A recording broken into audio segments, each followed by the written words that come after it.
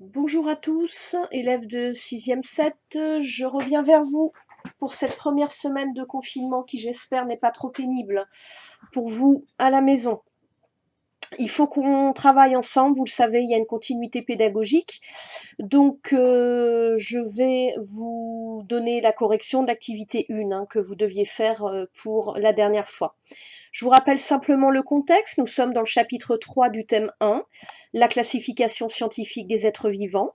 Nous avions noté l'introduction, la problématique, pour laquelle vous m'aviez proposé des hypothèses.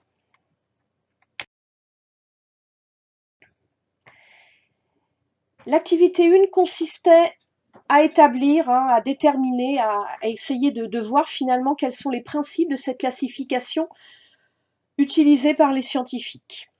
Vous aviez un tableau à remplir dans un premier temps en mettant des croix où vous pensiez que la réponse était bonne.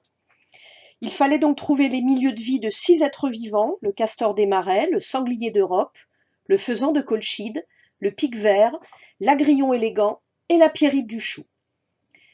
Dans un second temps, il fallait également trouver les attributs, c'est-à-dire les caractéristiques physiques qu'ils possèdent, et donc mettre des croix là où vous pensiez que la réponse était bonne. Enfin, le troisième critère possible de classification que je vous proposais dans cette activité était le régime alimentaire, c'est-à-dire ce que mangent ces animaux. Voici la correction. Si je prends comme exemple le castor des marais, eh bien, comme son nom l'indique, il vit dans les marais, donc dans l'eau. Il vit donc en zone humide. Nous mettons donc une croix dans cette case. En ce qui concerne les attributs, c'est-à-dire ce qu'il possède comme caractéristiques physiques, il possède un squelette interne, ce que l'on appelle la colonne vertébrale, ainsi que des poils. Dans un dernier temps, le régime alimentaire du castor des marais étant des végétaux, eh bien, nous mettons une croix dans la case végétaux. De la même manière que pour le castor des marais, voici la correction pour les autres êtres vivants. J'ai donc mis une croix là où la réponse correspond. Le milieu de vie du sanglier d'Europe, quand on regarde ce tableau, c'est bien la forêt. Il possède un squelette interne, c'est-à-dire une colonne vertébrale et des poils, et il mange des animaux et des végétaux. Pour faire la suite de l'activité, c'est-à-dire remplir ce que l'on appelle les boîtes, les fameux grands rectangles, ou plus ou moins grands d'ailleurs, les groupes emboîtés, la règle est toujours la même. On écrit en haut à gauche le critère partagé par le plus grand nombre. Lorsqu'on regarde, le premier critère de ce tableau, ce sont les milieux de vie. Le nom du grand rectangle sera donc milieu de vie. Mais ce grand rectangle contient 3 petits rectangles, 3 sous-boîtes, qui donc vont porter le titre de chacun des milieux de vie.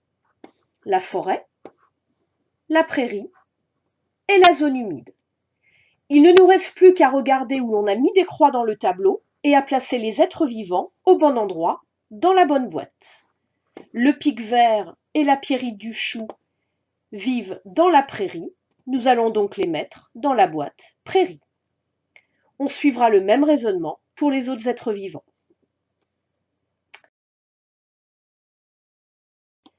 En fonction des attributs, la classification est un petit peu plus compliquée. Attribut sera bien le nom de la plus grande boîte que je vous propose ici, mais là où ça se complique dans cette combinaison, c'est qu'à l'intérieur de cette grande boîte, attribut, j'ai une sous-boîte contenant elle-même 2 petites boîtes et une autre boîte à côté. Comment s'appelle donc cette boîte à droite? Eh bien, elle va posséder le nom de l'attribut possédé par les animaux qui ne possèdent que cet attribut, autrement dit qui n'ont qu'une croix. Quels sont les êtres vivants qui n'ont qu'une croix? C'est l'agrillon élégant et la pierrite du chou, cette croix correspondant à l'attribut squelette interne. On va donc nommer cette boîte squelette interne et y placer l'agrillon élégant et la pierrite du chou. Revenons à cette grande sous-boîte à gauche. Elle contient elle-même 2 petites boîtes. Cette grande sous-boîte va donc correspondre, comme on l'a dit tout à l'heure, au critère et donc à l'attribut partagé par le plus grand nombre, c'est-à-dire l'attribut qui aura le plus grand nombre de croix. Si l'on regarde le tableau, on voit bien qu'il s'agit du squelette interne, qui possède 4 croix. Cette boîte porte donc le nom de squelette interne. Les deux sous-boîtes à l'intérieur s'appelleront donc poils et plumes, et il ne nous reste plus qu'à placer les êtres vivants dans leur boîte. Dans la boîte poils, nous voyons que c'est le castor des marais et le sanglier d'Europe, alors que dans la boîte plume, il s'agit du faisan de Colchide et du pic-vert. Retenez la règle qui fonctionne à tous les coups lorsque l'on travaille sur une classification d'êtres vivants. Un être vivant dans une boîte possède l'attribut de sa boîte, mais également l'attribut de toutes les boîtes au-dessus de lui. Je m'explique. Si l'on prend l'exemple du castor des marais, il possède des poils, mais la boîte poils étant dans la boîte squelette interne, cela signifie que le castor des marais possède également un squelette interne. Si l'on vérifie dans le tableau, c'est bien le cas.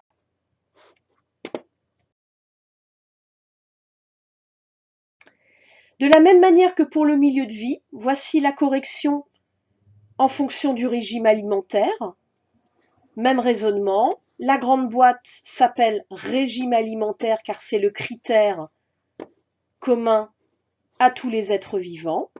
Et à l'intérieur de cette grande boîte, on va avoir 3 sous-boîtes qui vont correspondre à chacun des régimes alimentaires. Une boîte insectes, une boîte animaux végétaux, une boîte végétaux. Il ne nous reste plus qu'à placer les êtres vivants au bon endroit.